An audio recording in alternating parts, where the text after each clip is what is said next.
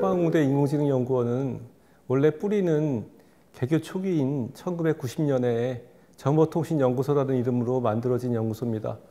그러다가 2000년 들어오면서 그 ICT가 조금 이제 좀 쇠퇴하면서 연구소가 조금 어려움을 겪었는데, 인공지능이 뜨면서 2016년부터 제가 소장을 했습니다. 그러면서 인공지능 위주로 연구를 해왔고요. 그 과기정통부에서 하는 인공지능 대학원 사업을 저희 포항공대가 따왔고요. 그래서 인공지능 대학원이 생겼기 때문에 연구 부분으로 인공지능 연구원으로 개명을 하면 좋겠다고 해서 인공지능 연구원이 2019년부터 유지가 되고 있습니다. 그래서 30년 넘게 된 연구소고요. 지금은 인공지능 위주로 연구를 하고 있는 기관입니다. 연구만 하는 것은 아니고요. 비학위 교육과정도 함께 진행하고 있습니다. 두 개의 꼭지가 있죠. 학위과정은 인공지능 대학원에서, 그다음 비학위과정은 인공지능 연구원에서 하고 있는데, 저희가 인공지능 대학원이 생기면서 포항공대의 교수님들을 매년 3번씩, 즉 인공지능을 하시는 분들을 3분씩 뽑았습니다. 그러다 보니까 대한민국의 어느 대학보다도 인공지능 하시는 교수님들이 많으시고요. 또 최근에 많은 교수님을 뽑다 보니까 젊으세요. 상당히 젊으셔서 포항공대의 특징이라고 말씀드리면, 상당히 많은 교수님들이, 특히 젊은 교수님들이 그동안 그 해외에서 새로운 지식을 배우고 오신 분들이 기획해서 그런 지식들을 학생들한테 전파하고 있다는 것이 특징입니다. 그리고 인공지능 연구원을 통해서 같이 소속되어 있거든요. 그래서 그분들이 인공지능 연구원에서 비학위 과정이라든가 연구도 같이 하고 계시고요. 그래서 저는 되게 좋은 모델이라고 생각합니다. 국내의 다른 대학들은 그 학위과정의 대학과 연구소가 이렇게 함께 잘 진행되는 대학은 많지 않다고 저는 알고 있습니다. 근데 저희 포항공대는 대학원과 연구원이 함께 유기적으로 잘 진행이 되고 있어서 시너지를 발휘하고 있다고 저는 자부할 수 있습니다.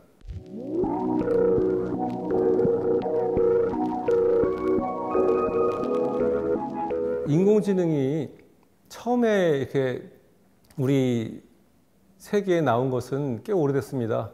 근데 많은 분들은 앨런 튜링이 했던 1950년대가 가장 최근이라고 생각하는데, 인공지능이 그렇게 오래전에 만들어진 기술임에도 불구하고 그동안은 발전이 적었습니다. 왜냐하면 인공지능은 그냥 그 기술만으로는 빛을 발할 수가 없습니다. 마치 나무를 보시면 나무에 꽃이 피려면 줄기도 튼튼해야 되고 뿌리도 튼튼해야 되고, 그 다음에 흙에 양분도 많고 비도 많이 와야 되고 기후도 온난해야 되고 여러 가지가 있지 않습니까? 근데 그 예전에는 그런 주변 환경이 좋지 못했습니다. 예를 들면 인공지능은 데이터가 제일 중요합니다. 데이터를 가지고 학습을 시키기 때문에 그 학습시킬 데이터가, 지금은 인터넷 같은 것들이 많은 데이터를 긁어 모아서 그 데이터 센터에다 집어넣고 그 엄청난 데이터를 가지고 학습을 하기 때문에 지금은 이렇게 비약적으로 발전했지만, 예전에는 데이터가 없었습니다. 인터넷도 최신 기술이거든요. 그렇게 오래되지 않았습니다. 거기다가 데이터를 모으려면 스토리지 값이 비쌉니다. 근데 데이터를, 빅데이터라고 하는 엄청난 데이터를 집어넣으려면 그 돈이 많이 듭니다. 그 스토리지 값으로. 근데 예전에는 비쌌기 때문에 그것도 쉽지 않았습니다. 그래서 최근에 이렇게 엄청나게 발전을 한 것은 그런 주변 기술들이 함께 발전했고요. 그리고 아까 말씀해 주셨던 것처럼 챗GPT 같이 완전히 혁신적인 새로운 인공지능이 나오면서 완전히 상황이 바뀌었습니다. 그래서 그동안은 천천히 이렇게 좀 꾸준하게 발전을 해왔다면, 생성형 인공지능이라든가 그 초고대 인공지능이 나오면서는 이게 거의 기하급수적으로 증가를 하고 있습니다. 발전의 속도가. 그래서 저는 앞으로 엄청난 속도로 발전을 할 거라고 생각하고요. 이미 국민들도 뉴스라든가 유튜브라든가 매체를 통해서 피부로 느끼고 계실 거라고 저는 생각합니다. 그 몇 년 전부터 올해 사이에 어마어마한 그 기술들이 나오고 그 사회에 임팩트 있는 기술들이 나오면서 많은 분들이 놀라고 계시지요. 그거는 인공지능이 얼마나 빨리 발전하고 있는 것을 보여주는 상징이라고 생각합니다. 앞으로는 그 속도가 더 빨라질 거라고 저는 생각합니다. 그래서 우리도 대비를 해야 되겠지요. 네.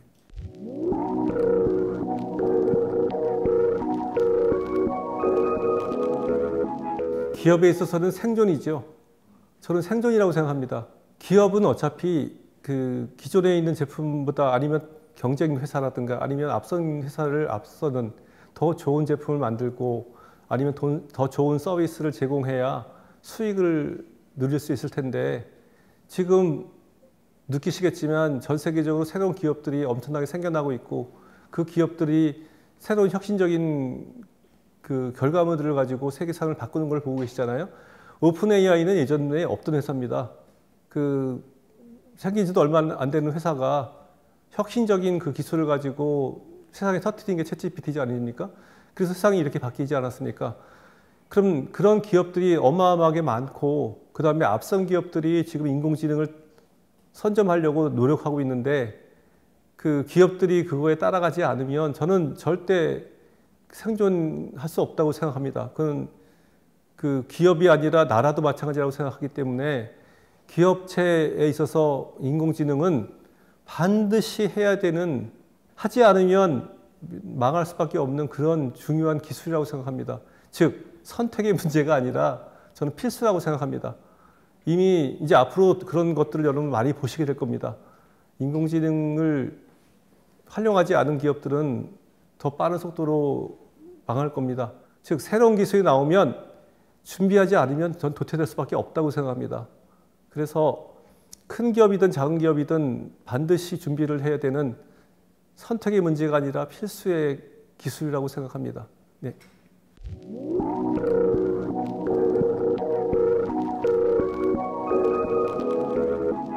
예전에 그 제너럴 일렉트릭의 회장, 전설적인 회장 제프 이멜트라는 분이 계셨어요.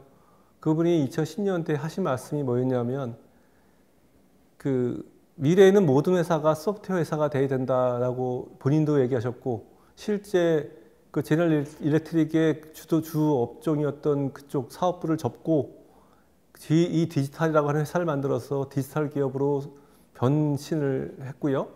그래서 그분이 하신 말 중에 또 어제 제조업의 직원으로 잠을 들었으면 오늘은 소프트웨어나 그 데이터 분석 전문가로 태어나야 된다라는 말도 하셨습니다. 즉 그렇게 앞선 분들은 이제 그 미래를 지켜보니까 하던 그 전통적인 산업에 그냥 머물러 있으면 안 된다는 뜻이라고 저는 생각합니다.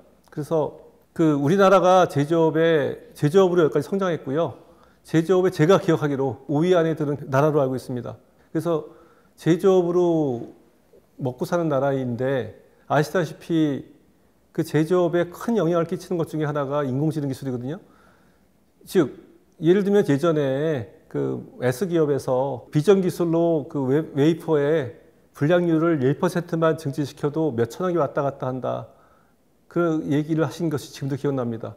즉 인공지능 그 컴퓨터 비전 기술로서 엄청난 수익을 창출할 수 있고 세계적인 경쟁력을 이룰 수 있다는 뜻이거든요.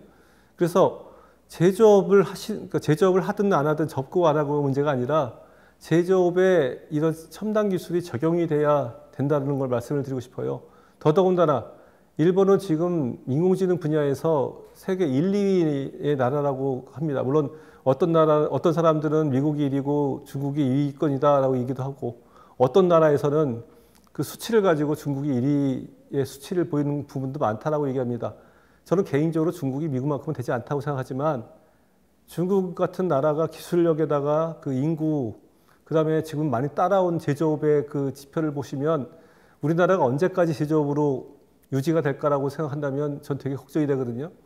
그래서 저는 고부가가치인 기술이 그 소프트웨어 인공지능 기술이니 우리나라가 빨리 이쪽으로 좀 변신을 해야 된다고 생각합니다. 그러니까 제조업을 접고 소프트웨어 회사를 하시라는 게 아니라 제조업에 소프트웨어나 인공지능 기술을 빨리빨리 적용시키셔야 세계적인 경쟁력을 갖고 그 회사가 유지된다는 거죠.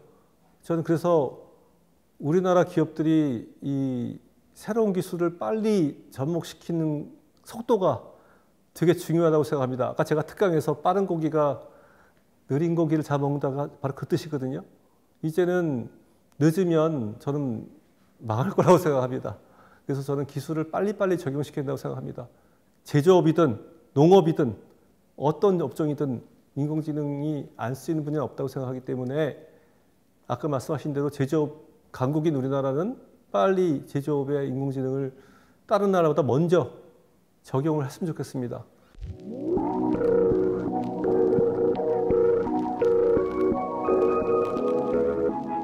선진국을 보시면 예전부터 이 소프트웨어 분야는 많은 인재들이 몰렸어요. 근데 우리나라는 그동안 인공지능이 나오기 전까지만 해도 소프트웨어 쪽에 많은 학생들이 지원하지 않아요. 근데 인공지능이나 소프트웨어 과목에 최근 들어 거의 대부분의 과목들이 100명이 넘습니다. 즉, 컴퓨터공학과 애들만이 아니라 다른 학과에 있는 학생들도 인공지능이 중요하다는 걸 알기 때문에 열심히 수강을 하고 있거든요. 저는 이게 트렌드고 모습이라고 생각합니다. 즉, 학생들이 특히 취업준비생들 많은 다양한 학과의 학생들이 나오잖아요. 근데 그분들이 좀 착각하시는 게 있어요. 인공지능은 소프트웨어 하는 사람들만이 한다고 생각합니다. 그렇지 않습니다. 저는 컴퓨터공학과가 아니라 비전공자분들은 인공지능을 잘 활용해서 본인의 업무에 활용을 한다면 엄청난 발전이 있을 거라고 생각하고 본인의 취업이라든가 성장에 큰 도움이 되는 툴이라고 생각합니다. 그래서 너무 어려워 생각하지 마시고 이론을 배우라는 게 아니고 인공지능이 툴이 많이 나와 있습니다. 그 다음에 오픈소스가 많이 있고요. 챗GPT가 이렇게 반향을 일으킨 것은 그거를 활용해서 사람들한테 보여줬기 때문입니다. 원래 만들어놨던 인공지능 모듈을 패키지로 내보냈더니 사람들이 와 놀랍다고 하는 거거든요. 그래서 인공지능 기술을 활용해서 세상을 바꾸는 것들은 전공자와 상관없이 누구나 할 수 있는 거라고 저는 생각하고요. 그러려면 엄청나게 소프트웨어적인 기술, 지식을 배워야 되는 것은 아니고 본인의 지식에다가 소프트웨어나 인공지능의 기술을 입히면 됩니다.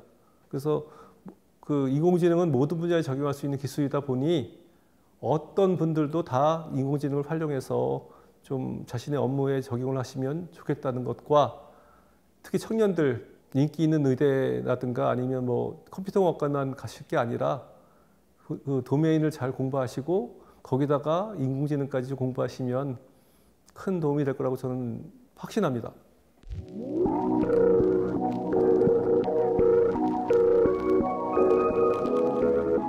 대한민국의 무역을 담당하는 가장 중요한 기관, 협회이기도 하고 그러다 보니까 회원사들도 많은 기업들을 좀 담당하고 계시잖아요.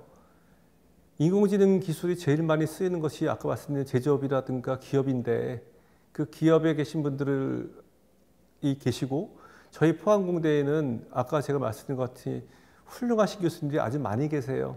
그래서 포항공대에 이런 좋은 교수님들, 강의하실 수 있는 인재들이 대한민국의 무역을 담당하시는 기업에 같이 교육을 한다면, 적용을 한다면 저는 아주 훌륭한 시너지를 발휘할 수 있을 거라고 생각했습니다.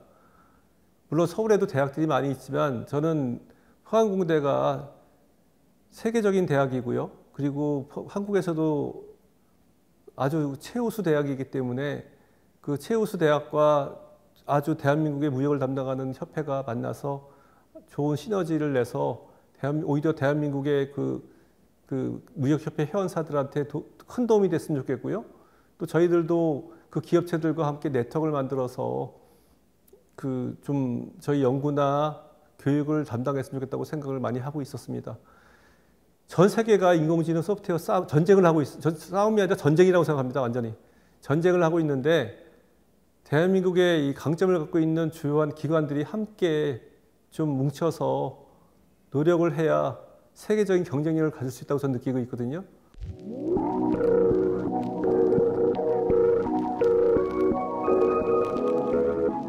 포항공대 인공지능연구원은 아마 잘 모르시겠지만 대한민국에서 가장 먼저 인공지능 비하기 과정을 시작한 학교입니다. 그리고 기관이고요. 인공지능이 2016년 알파고 때문에 나왔죠.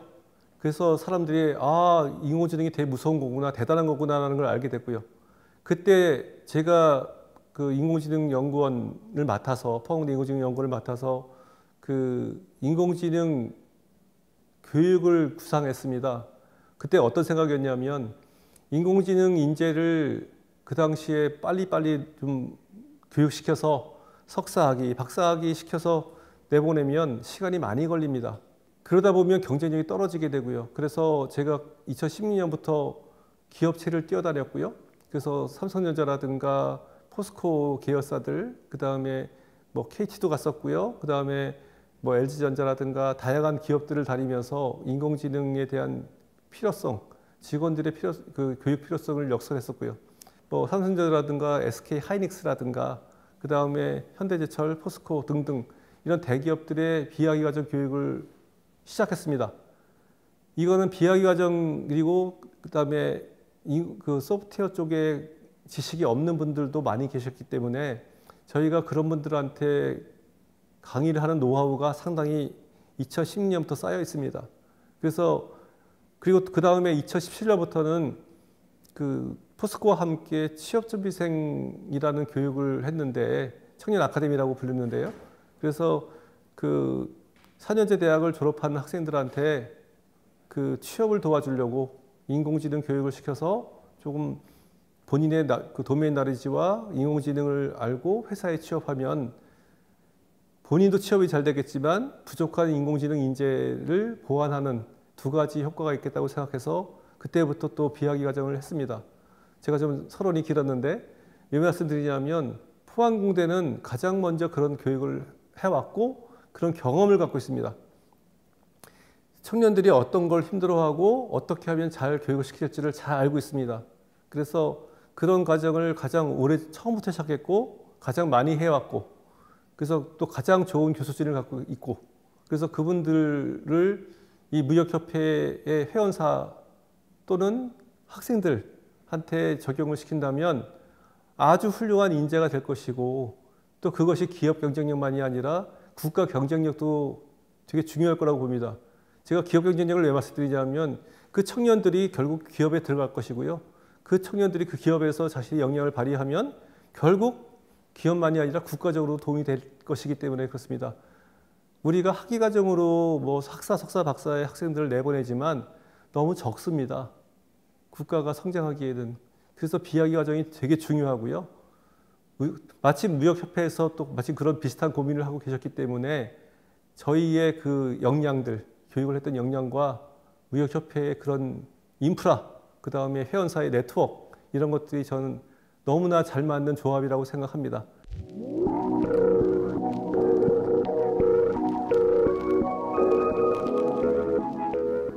현재 지금 살고 있는 학생들은 본인이 원튼 원치 않든 인공지능과 경쟁하고 함께 살아가야 하는 세대입니다. 그거는 본인이 싫다고 해서 뭐 거부할 수 있는 게 아니고요. 어쩔 수가 없어요. 인공지능 기술이 모든 분야에 적용될 것이기 때문에 본인이 원치 않다고 나는 인공지능이 싫다고 해서 나는 인공지능을 피해서 살래. 그러면 산속에 가서 살 수밖에 없을 겁니다. 그래서 저는 그냥 우리 예전에 70년대 보면 70년대, 80년대 대학 가면 컴퓨터 랭귀지를 배웠어요. 무조건. 특히 이공계 쪽에는. 전공과 상관없이 C 랭귀지를 배웠고 뭐 포트란 배우고 했습니다. 그런 개념으로 생각하시면 좋을 것 같아요. 그러니까 인공지능에 대한 기본적인 개념을 반드시 익히셔야 되고 그거를 활용할 수 있는 그런 자질을 좀 키우셔야 될 거라고 생각합니다. 그래서 인공지능과 친해져야 되고요. 인공지능과 함께 살아가는 방법을 좀 배우시는 게 좋겠습니다. 그러려면 기본적인 공부는 좀 하시면 좋겠고요. 그 온라인상에 많은 그 학습 데이터라든가 뭐 그런 영상이나 컨텐츠가 있거든요. 그래서 그런 것들도 좀 보시고 아니면 이 무역협회와 저희 포항대가 하는 이런 과정도 좀 공부를 하시면 미래를 그리는데 큰 도움을 받을 것 같습니다.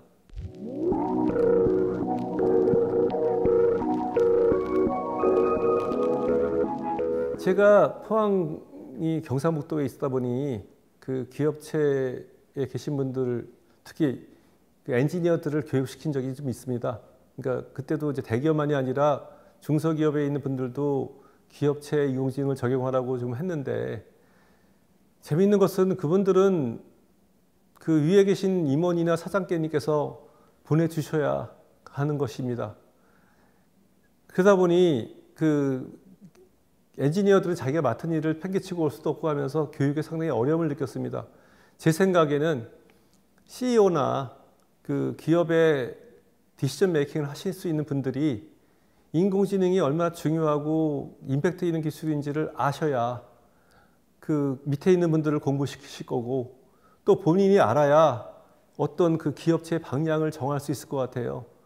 이거는 그냥 기술의 하나일 뿐이 아니라 4차 산업혁명의 핵심이 되는 기술이기 때문에, 즉 혁명적인 기술이라는 뜻이잖아요. 그래서 CEO들께서 먼저 공부를 하신다고 생각하고요. 그래야 본인이 회사에서 가장 중요한 분들이 그 지식을 아셔야, 트렌드를 아셔야 밑에 분들한테 정책을 말씀해 주실 거고, 그래야 회사가 좋은 방향으로 발전을 해서 성장할 거라고 생각합니다.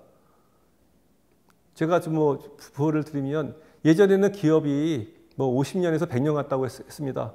그러다가 3차 산업혁명 시대에는 한 30여 년에서 50년 간다고 됐거든요. 최근에는 기업의 평균 수명이 10년대라고 들었습니다. 왜냐하면 기술이 발전이 워낙 빠르니까. 그래서 그 기술을 따라가셔야 된다고 생각하고, 그 공부는 직원들만 해야 될 것이 아니라 CEO들이 먼저 하셔야 된다고 생각해서, 저는 우리 무역협회에 계신 회원사들도 임원들도 많이 공부를 하셨으면 좋겠습니다. 그리고 저희 포항공대는 제가 포항공대에 있기 때문에 말씀드리는 것이 아니라 최고의 강사진을 갖고 있습니다. 그래서 이 최고 경영자 과정은 훌륭하게 진행될 것이고요. 그래서 믿고서 한번 오셨으면 좋겠습니다.